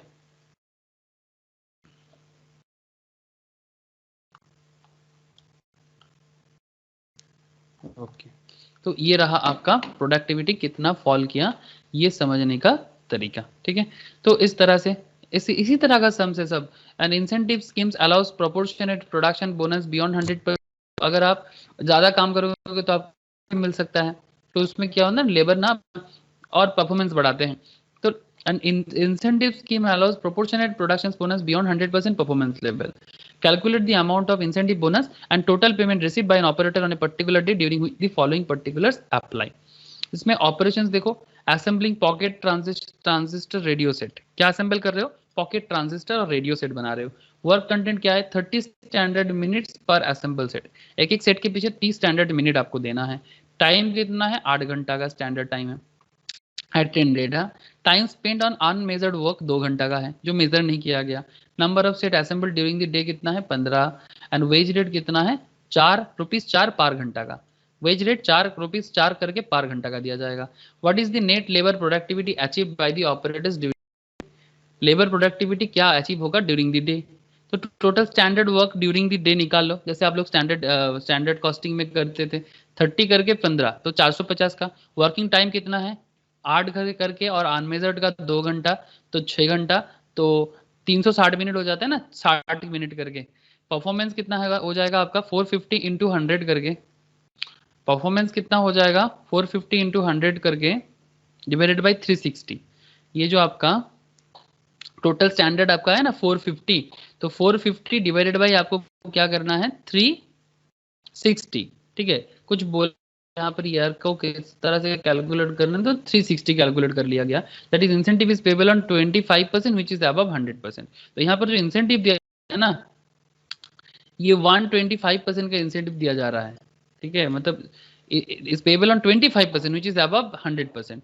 तो इंसेंटिव बोनस कितना हो जाएगा आपका 25% 0.25 इंटू 6 इंटू 4, मतलब 6 for 6 hours on measured work. मतलब ये जो 6 घंटे का काम कर रहा है 4% करके है और 25% का आपका एक्स्ट्रा। ठीक है, तो गारंटेड वेज फॉर 8 आवर्स कितना हो जाएगा आपको इंसेंटिव स्कीम में, इंसेंटिव स्कीम में गारंटेड वेज फॉर 8 घंटा हो जाएगा 8 इंटू 4 करके 32 रुपया हो जाएगा total earnings for the day. वहां पर इक्वल्स टू 6 प्लस 32, 6 प्लस 32 मतलब ये 6 रुपये भी आपको दिया जाएगा दैट इज 38। मतलब इंसेंटिव स्कीम में आपका जो वेजेस है वो 32 से बढ़ के 38 हो जाएगा बिकॉज ऑफ दिस 125% मतलब एक्स्ट्रा काम करने के लिए। ठीक है, मतलब ये जो परफॉर्मेंस आपका हो रहा है ना 25% एक्स्ट्रा, उसके लिए आपका 6 रुपया ज्यादा हो रहा था, उसी 6 रुपये यहाँ पर आपका 32 के साथ ऐड होकर 38 हो जाएगा। तो नेट लेबर प्रोडक्टिविटी क्या हो जाएगा output in units and net man hours, मतलब आप कितना आउटपुट कितना यूनिट पे आप ले रहे हो दैट इज 15 ले रहे हो और नेट आवर्स आप कितना दे रहे हो 6, तो अल्टीमेटली 2.5 सेट्स पर आवर आपका बनेगा। तो ये हो जाएगा आपका नेट लेबर का प्रोडक्टिविटी। ठीक है, एक बार गो थ्रू करो तो समझ में आ जाएगा सर।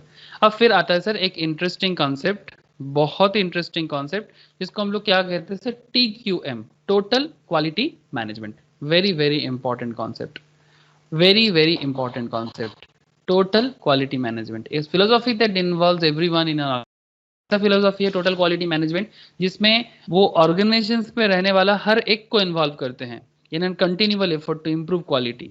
ये एक कंटिन्यूअल एफर्ट है कि भाई हमें अपना क्वालिटी को इम्प्रूव हमेशा करना है। मतलब आज हम जो है कल हम उससे बेहतर बनेंगे, जो भी हमारा प्रोडक्ट है वो भी बेहतर, जो भी हमारा सर्विस है वो भी बेहतर। आज तक दुनिया में जो भी कंपनी अपने आप को डे बाय डे इंप्रूव किया है ना, वो हमेशा बेहतर के लिए जिया है, तभी जाके वो बेहतर बना है। ठीक है, जैसे आप एप्पल ले लो, माइक्रोसॉफ्ट ले लो, गूगल ले लो, इन्फोसिस, TCS, टाटा, अंबानी, रिलायंस, बिरला, जो भी कंपनी का आप नाम उठा लो, एवरी कंपनीज को एक चीज है सर, कंटिन्यूअल एफर्ट। ये लोग हमेशा एफर्ट देता गया और अपना quality of service and quality of production दोनों इंप्रूव करता गया। बेसिक कॉन्सेप्ट ऑफ TQM क्या है? And achieve customer satisfaction. ये बहुत इंपॉर्टेंट है, ये एक्चुअली जापान का एक बहुत फेमस कॉन्सेप्ट है।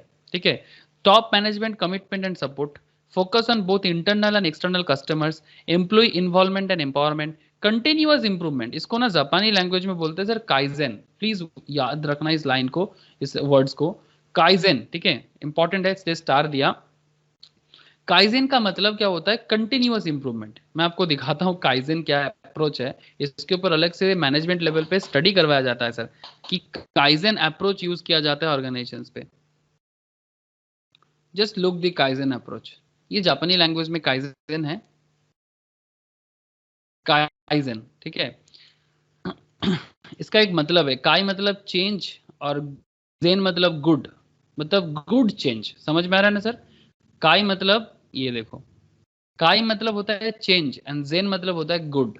तो काई मतलब जेन मतलब गुड, तो हो गया जेन मतलब चेंज गुड या फिर गुड चेंज। ठीक है, ये kaizen is a Japanese term meaning for the better or continuous improvement. It is a Japanese business philosophy according to the process that in continuous improvement and involves all employees. Kaizen sees improvement in productivity as a gradual and methodical process. ठीक है, so very important. आप चाहो तो इसको study जरूर कर सकते हो। आई मस्ट रिकमेंड यू कि प्लीज एक बार स्टडी जरूर करो काइजन अप्रोच में किस तरह से ये टोयोटा प्रोडक्शंस में फर्स्ट टाइम यूज किया गया था। ठीक है, टोयोटा जो कार मैन्युफैक्चरर कंपनी है, आप लोग जानते हो टोयोटा, तो ये टोयोटा ने फर्स्ट टाइम यूज किया था और गजब ही लेवल का एक कॉन्सेप्ट इन्होंने बनाया था। ठीक है, काइजन, ये देखो काइजन साइकिल। ठीक है, काइजन साइकिल कंटिन्यूअस इंप्रूवमेंट में क्या होता है कि गेट एवरीवनस इनपुट। ठीक है, gather a list of problems. ठीक है, प्लीज एक बार इसको जरूर देख लो। हाँ, get employees involve, gather a list of problems, encourage solutions, then choose an idea। पहले solutions के लिए सबको encourage करो, फिर idea लो वहां से, टेस्ट द solutions, फिर उसको टेस्ट करो, फिर regularly measures and analyze the results, if successful adopt the solutions and repeat an ongoing basis। गजब का है ना सर, गजब पॉइंट है, तो बहुत मतलब भाग गया सर ये लाइन। ठीक है, ये आप अपने लाइफ में भी, अपने ऑर्गेनाइजेशंस के लिए भी, या फिर आपके पर्सनल फैमिली लाइफ में भी, या फिर आपके पर्सनल लाइफ में भी आप इसको यूज कर सकते हो। गजब ही लाइफ के सर, गजब टीचिंग्स है एक, मतलब seriously top class kaizen approach. तो इसको इसीलिए आपको OM में पढ़ा जाता है, ऐसे नहीं कि ऐसे ही नाम लिख दिया। Okay, partnership with suppliers, establishing performance measures and for processes. Okay, तो एसेंशियल्स ऑफ TQM आप देख लिए सर। कस्टमर को सेटिस्फाई करना बहुत इंपॉर्टेंट है। लीडरशिप टेक्निक्स यहाँ पर बहुत इंपॉर्टेंट होते हैं कि लीडरशिप लेके काम करना है, क्वालिटी हमेशा इंप्रूव रखना है, ऑर्गेनाइजेशन स्ट्रक्चर को ठीक रखना है, एम्प्लॉय के लिए एनवायरनमेंट को प्रॉपर है, क्वालिटी कॉस्ट को मेंटेन करना है, सप्लायर सिलेक्शन एंड डेवलपमेंट बहुत इंपॉर्टेंट है, एंड रिकॉग्निशन एंड रिवॉर्ड भी बहुत इंपॉर्टेंट आता है। प्रिंसिपल्स जो TQM में बहुत इंपॉर्टेंस रखता है, that is strive for quality in all things. हर चीज में क्वालिटी हमेशा जरूरी है।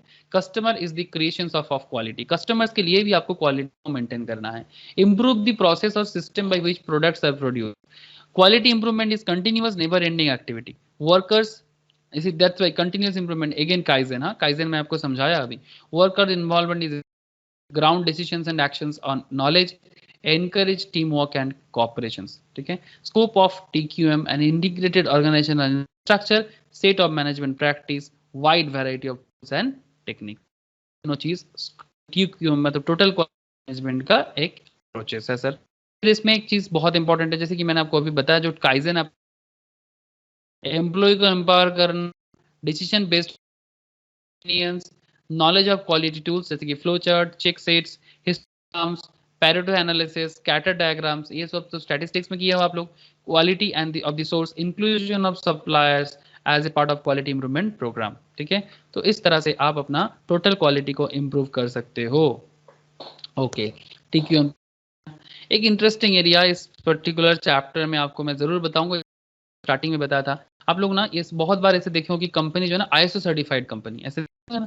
जैसे अगर आप कभी भी किसी हॉस्पिटल्स के सामने खड़े हो, तो जैसे मैं आपको दिखाता हूँ रूबी जनरल, हाँ रूबी जनरल, मैं आपको जस्ट एक बार दिखा रहा हूँ, मेरे नज़र में जो आ रहा है रूबी जनरल हॉस्पिटल कोलकाता। ठीक है, मैं आपको जस्ट एक बार दिखाता हूँ, ये देखो, मैं उसका फोटो दिखाऊंगा तो आपको समझ में आएगा कि क्या लिखा रहता है। रूबी जनरल हॉस्पिटल्स, यहाँ पर ना ये यहाँ पर ना एक लिखा रहता है कि आईएसओ सर्टिफिकेशंस बोल के, आईएसओ सर्टिफाइड, ये देखो यही बोले सर। साइट से जाते हो ना तो आपको दिखेगा जस्ट कि यहाँ पर लिखा हुआ है। याद है एक्चुअली मैं बहुत बाईपास के वहाँ पर काफ़ी दिनों तक रहा हूँ, तो इसलिए तो अजय नगर बाईपास के पास पास में मुकुंदपुर बाईपास, वहाँ पर मुझे ना दिमाग में रह गया, तो इसलिए मैंने, आप कहीं पर भी देखे होंगे तो यहाँ पर ये ना आईएसओ सर्टिफाइड 2009, 2001, 2008 हॉस्पिटल्स। अब ये इसको लिखने का क्या जरूरत है? रूबी जनरल हॉस्पिटल है, लाइसेंस मिला तभी हॉस्पिटल बना के रखा है ना। रूबी कैंसर सेंटर्स जो भी है, ठीक है, तो ये जो हॉस्पिटल्स है इसको, ठीक है, तो इसमें अलग से आईएसओ सर्टिफाइड लिखाने का जरूरत क्या है? इसको लिखाने के पीछे क्या वजह हो सकता है, ठीक है, और ऐसा करता ही क्यों है? ठीक है, तो जस्ट मैं आपको बताता हूँ, यहाँ पर मैं रूबी को प्रमोट नहीं किया रे भाई, मेरे दिमाग में जो था मैं वही आपको साथ शेयर किया। ये कलकत्ता में है रूबी, उस जगह का नाम भी रूबी के लिए ना, उस स्टॉपेज का नाम भी रूबी हो गया। ठीक है, तो that's why very famous stoppage area. तो क्वालिटी सर्टिफिकेशंस का अगर मैं बात करूं तो many international business recognize the importance of quality certifications. European Union in 1987 establish ISO international organizations for standardization. ISO मतलब sir international organization for standardization. 9000 certifications, मतलब ये कोड है sir. Two of the most well known of these are ISO 9000 and ISO 14000। ISO 9000 pertains to quality management, एक होता है ISO ISO 9000 क्या होता है, वो क्वालिटी को मैनेज करने की बात करते हैं। It contains what an organization does not ensure that it products और service are suitable to customers expectations. And ISO 14000 concerned minimization of harmful effects to the environment caused by its operations. Both ISO 9000 and ISO 14 related to an organization's process rather than its products and service, then stress continual improvement. मतलब basically यही बताते हैं कि हम लोग always अपने आप को कंटिन्यूअस इंप्रूवमेंट कर रहे हैं, लाइक काइजन कर रहे हैं। तो ये चीज 9000 आईएसओ 9000 या आईएसओ 14000 बताते हैं। आईएसओ 14000 क्या बताते हैं सर, कि इसमें कोई हार्मफुल कोई भी चीज नहीं है, एनवायरनमेंट को कोई भी खराबी नहीं पहुंचते हैं। और आईएसओ 9000 जो है वो कस्टमर एक्सपेक्टेशंस के पूरा करने का वादा करते हैं। ठीक है, तो ISO 9000 is composed of the national standard bodies of 91 countries. About 90 countries have adopted ISO 9000 as a national standard. This certification is intended to promote the idea of quality at every level in the organizations. तो इसीलिए अगर आपको कभी भी ISO का certification करवाना हो तो वहां पर देखना यूरोप का डिटेल्स रहता है। ठीक है, बिकॉज यूरोप ने इसको फर्स्ट टाइम अडॉप्ट किया था 1987 में। ठीक है, तो ISO certification is an elaborate and excessive expensive process. Any firm seeking this certification needs to document how it perform functions that affects the quality and install a mechanism to ensure that आजकल market में कुछ duplicacy भी निकल गया sir. They follow on expected lines. ISO 9000 certification entails a complex analysis of management system procedures rather than judging the quality of a particular product. ISO 9000 evaluates the management of the entire manufacturing process from purchasing to design to training. Everything come under the ISO. Okay, there are essentially 500 associated with the ISO 9000 series. The series, if we place them on a continuum, words range from design development through procurement, production, installing and servicing, whereas ISO 9004 only established guidelines or operations. ISO 9001, 9002, 9000 are all well defined standards. Okay, इसमें से आप देखते हो quality system 9001 जो है ना, वो quality assurance in design, production and installation of servicing के ऊपर बात करते हैं। 9002 the model is quality assurance in production and installations to be used in conformance to specified requirement is to be assured by the supplier during the production and installations. And 9003 for model quality assurance in the final inspection test. To be used when confirmation to be specified requirement is to be assured by the supplier solely at final inspection and test. तो इस तरह से इनको ये मिलता है 9001, 9002, 9003 guidelines for use, 9000 quality management and quality assurance standards guidelines for selection and use, 9000 for quality management and quality system elements guidelines. इसका guidelines भी है, आप यहाँ पर देख सकते हो कि किस तरह से होता है कि डिजाइन डेवलपमेंट देखा जाता है, प्रोक्योरमेंट मतलब किस तरह से वो लोग कहाँ से कौन सा चीज ले रहा है, प्रोक्योर जुगाड़ का बात करें ना सर, प्रोक्योर का मतलब होता है जुगाड़, तो जो भी जुगाड़ ह्यूमन रिसोर्स हो हॉस्पिटल्स में या पे जो भी चीजें लग रहा है, प्रोक्योरमेंट कहाँ से कर रहा है, प्रोडक्शन का क्या एरिया है, इंस्टॉलेशन एंड सर्विसिंग कैसे कर रहा है, तो इस सारा का सारा 9002 फिर 9000 प्रोक्योरमेंट एंड इंस्टॉलेशन सबको 9002 एंड ओवरऑल अगर आप देखो 9001 इस तरह। Okay, so ISO certification is a must for doing business with any member of the European Union. अगर यूनियन के साथ काम करना चाहते हो किसी भी बिजनेस के साथ तो आपको ISO सर्टिफाइड होना जरूरी है. इन benefit of accessing the European Union ISO 9000 certification and registration is particularly helpful for companies that do not currently have a quality management system.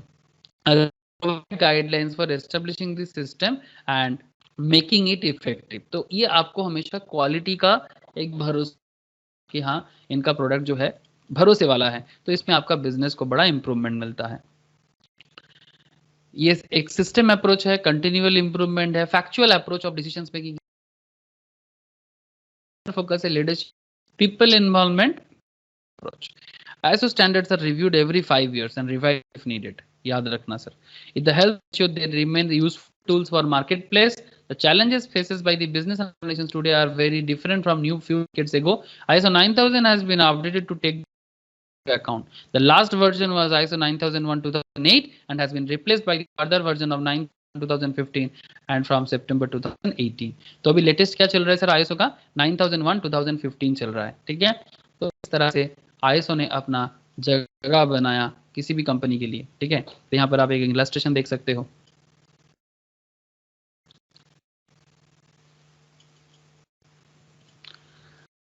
Compute activity पर मशीन आवर फॉलोइंग डेटा. ठीक है, जनवरी फरवरी मार्च. Number of machine 400, 550, 580. Working hour 20, 180, 220. Okay, 25,000. बहुत ही easy है, एकदम समझने वाले हैं सर, कोई चिंता का विषय नहीं है.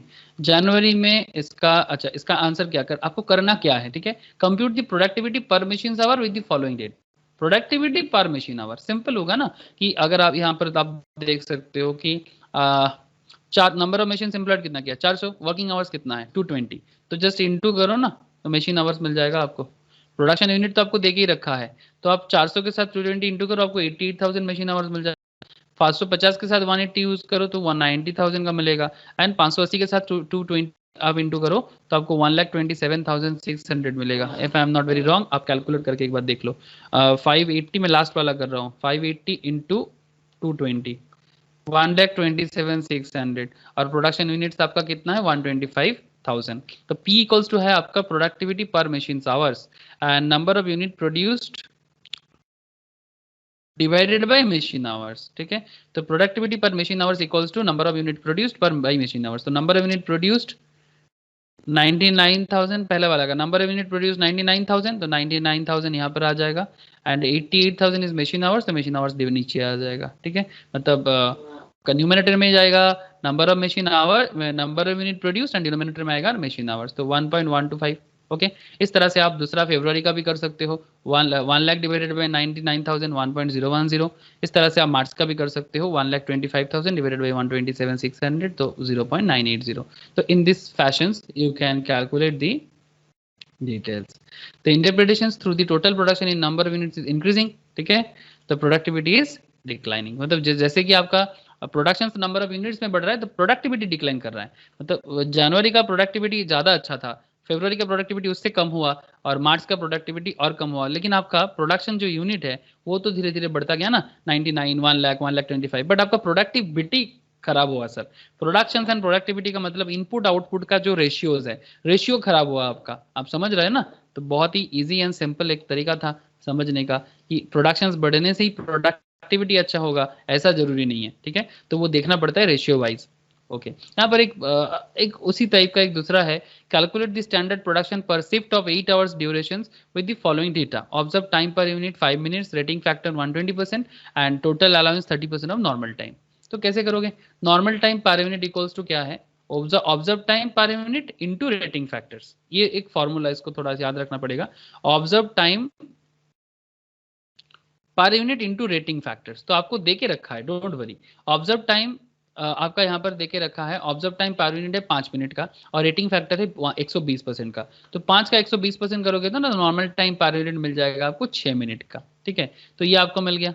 अलाउंस आपको देके रखा है 30% ऑफ नॉर्मल टाइम, तो 6 का 30% करोगे तो 1.8 minutes. Okay, standard time per unit है 6 plus 1.8 equals to 7.8 minutes per unit and standard production in shift of 8 hours 8 into 60 का मतलब 60 मिनट करके 8 घंटा का डिवाइडेड बाई 7.8, तो आपका standard production in shift of 8 घंटा में क्या है 61.54 यूनिट्स।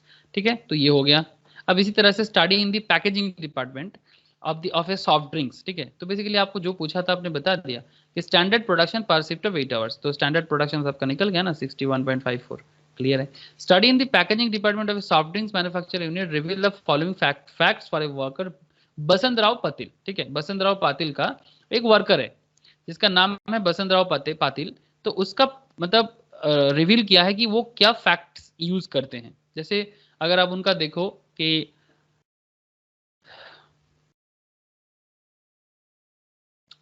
गेट एम्प्टी कार्टून लेके आता है सर 0.15 मिनट्स पे। ठीक है, साइकिल मतलब activity element and cycle number, तो get empty carton 0.5 minutes, second part में लेके आते हैं 0.25 मिनट्स पे, थर्ड में थोड़ा मे भी कुछ करता नहीं है एंड फोर्थ में 0.17 एंड परफॉर्मेंस रेटिंग है इस पॉइंट पे 90% का। Place 30 bottles in the cartoon के अंदर जब वो बॉटल्स रखते हैं ना, तो वो रखते हैं सर 1.30 बॉटल कार्टून के अंदर रखने में लगता है उनका 1.56 मिनट फर्स्ट फेज में, फर्स्ट साइकिल में। सेकंड साइकिल में कुछ नहीं है। ठीक है, मतलब सेकंड साइकिल में ना सर ये स्टार देके रखे, मतलब bottle slipped out of hands and broke. ठीक है, इसमें उसके हाथ से गिर के थोड़ा टूट गया है, तो इसलिए सेकंड साइकिल में उसका bottle slipped out of hands and broke, खराब मतलब टूट गया है। थर्ड साइकिल में 1.80 मिनट लगा उसको 30 बॉटल को कार्टून में भरने के टाइम पे, फिर 1.75 मिनट्स लगा उसको 30 बॉटल को भरने में फोर्थ साइकिल में, तो इसमें उसका परफॉर्मेंस रेटिंग है सर 105%। अच्छा, close the cartoon and set aside, cartoon को क्लोज करना है, मतलब पूरा का पूरा एक पैकेजिंग चल रहा है, तो उसमें हिसाब किया जा रहा है। कार्टून सेट को क्लोज किया जा रहा है कितना 0.20 मिनट पे। अच्छा, empty cartoon not set aside and use for packaging in the next cycle, तो ये जो पॉइंट है ना, ये कुछ एम्प्टी कार्टून है जिसको वो अलग से नहीं रखा है, बट वो क्या करेगा ना, वो नेक्स्ट साइकिल में यूज करेगा। ठीक है, तो ये यहाँ पर बोल के रखा है। अच्छा, थर्ड साइकिल में वो 0.10 मिनट पे वो कार्टून को सेट किया और 0.15 मिनट में फोर्थ साइकिल पे, तो 95% का उसका रेटिंग फैक्टर परफॉर्मेंस रेटिंग दिया है। स्मोक किया, स्मोकिंग, ठीक है, स्मोकिंग वो सेकंड साइकिल में 0.50 मिनट का स्मोकिंग किया, जैसे वो बीड़ी या सिगरेट लेते हैं ना सर लेबर लोग, तो ये काम के लिए उसका 0.50 मिनट गया। अब आपको क्या बोला है कि calculate the standard production of Basant Rao in a shift of 8 hours when the unit standard rules allow 10% as a allowance factor. Allowance factor 10% का अलाउंस फैक्टर आपको दे रहा है। ठीक है, तो अलाउंस फैक्टर 10% लेके आप क्या कर सकते हो, average time for activity element क्या हो जाएगा, एक्टिविटी एलिमेंट एक एक साइकिल का। ठीक है, activity element A, activity element B, activity element C, तो यहाँ पर आप देख सकते हो ए बी सी, तो इस सबको जोड़ो 0.15 0.25 0.17, तो 0.15 0.25 0.17 डिवाइडेड बाई आपके पास साइकिल कितना है, 3 साइकिल है, ये देखो ये थर्ड साइकिल में कुछ किया नहीं ना, दैट्स वाई 3 1 2 3, मतलब 4 वाला ये तो कुछ किया नहीं इस पे, तो फिर आपका हो गया 3। एवरेज टाइम फॉर, तो इस तरह से आपका ये कितना हो जाएगा, average time for activity element 0.19 minutes. Okay, average time for activity element B का हो जाएगा सिमिलर पॉइंट ऑफ व्यू में 1.56 1.80 1.75 अगेन डिवाइडेड बाई 3, साइकिल 3 है उसका, तो इसका भी हो जाएगा आपका 1.703 मिनट्स।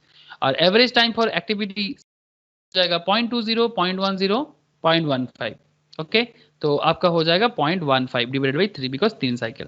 अब कंप्यूटेशन ऑफ नॉर्मल टाइम करना है, तो एक्टिविटी एलिमेंट आपका क्या है ए बी सी। ओके, तो ए का क्या है आप कैलकुलेट कर चुके हो। 0.19, बी का है 1.703, सी का है 0.15। परफॉर्मेंस रेटिंग आपका पहले ही देके रखा था, इसका है 90%, इसका 105, इसका 95। ओके, तो 90%, 105, 95। तो आपको बस क्या करना है, नॉर्मल टाइम कैलकुलेट करने के लिए 2 इंटू 3 करना है, मतलब 0.19 इंटू 90 करो, ये आ जाएगा आपका, डिवाइडेड बाई 100 करो, तो 0.171, 0.1788, 0.142, अल्टीमेटली आपका टोटल नॉर्मल टाइम आवर्स आ जाएगा, मिनट्स में आ जाएगा 2.101। So normal time for job of packaging कितना हो गया उसका, 2.10 मिनट। पूरा का पूरा पैकेजिंग जॉब का उसका 2 मिनट 2.101 मिनट लग गया। अब स्टैंडर्ड टाइम कैसे निकालोगे, बहुत सिंपल हो जाएगा ना, normal time divided by 1 minus allowance factor. तो अलाउंस फैक्टर तो 10% दिया के दे के रखा था, तो 2.101 डिवाइडेड बाई 1 माइनस 10%, तो 2.334 टाइम उसका मिनट्स हो जाएगा उसका स्टैंडर्ड। अब स्टैंडर्ड प्रोडक्शन इन शिफ्ट अब 8 घंटा क्या हो जाएगा, 8 इंटू 60, मतलब 8 घंटा में 60 मिनट जितना होता है, डिवाइडेड बाई 2.334 इसका स्टैंडर्ड। तो 205.66 कार्टून वो भर सकता है 8 घंटा में। 8 घंटा में वो टोटल 205 कार्टून में पानी भर सकता है। समझ में आया सर? ये बसंत राव का क्या है सर, एफिशिएंसी लेवल भी आप देख लिया कि वो 8 घंटा में टोटल कितना बॉटल में पैकेजिंग कंप्लीट कर सकता है। ओके, तो सिमिलर में ही एक दूसरा है, आप एक बार जरूर इसको घर पे ट्राई करो, इलस्ट्रेशन 9 को, ठीक है, इलस्ट्रेशन 9 को सिमिलर पैटर्न का ही है, आप जरूर एक बार घर पे ट्राई करना प्लीज। हाँ, इलस्ट्रेशन 9 एंड इलस्ट्रेशन 10 ये दोनों मैं आपको घर पे ट्राई करने के लिए दे रहा हूँ। कुछ दिक्कतें हो तो आप जरूर मुझे बताना। जो जो मेन क्वेश्चंस था मैंने आपको करा दिया, ये जो भी मैं आपको घर पे ट्राई करने के लिए दे रहा हूँ ना, ये आपसे हो जाएगा, ठीक है। अगर नहीं होता है, बिकॉज इस तरह का सम्स आप लोग बहुत बार कॉस्ट में भी किए हो और मैंने भी अभी बहुत सारा सम्स करवाया, तो ये 10 और 11 फ्रॉम स्टडी नोट 5 आप जरूर घर पे ट्राई करो। If you have any problem, if any doubt, please tell me. Okay, मुझे बताओ या मैम को बताओ, हम लोग जरूर आपको बता देंगे सर आप लोगों को, ठीक है। तो ये रहा आपका स्टडी नोट 5 का पूरा कंप्लीट एनालिसिस। अब वर्कबुक में भी जाओ, वहां पर भी जाके देखो क्या क्वेश्चंस है, उसको भी एक बार जरूर सॉल्व करो, जो मैंने आपको ऑलरेडी इंस्टीट्यूट का वर्कबुक मैंने आपको शेयर करके रखा, ठीक है सर। तो आई होप आपको समझ में आया कि आपको आगे आगे क्या करना है, ठीक है सर।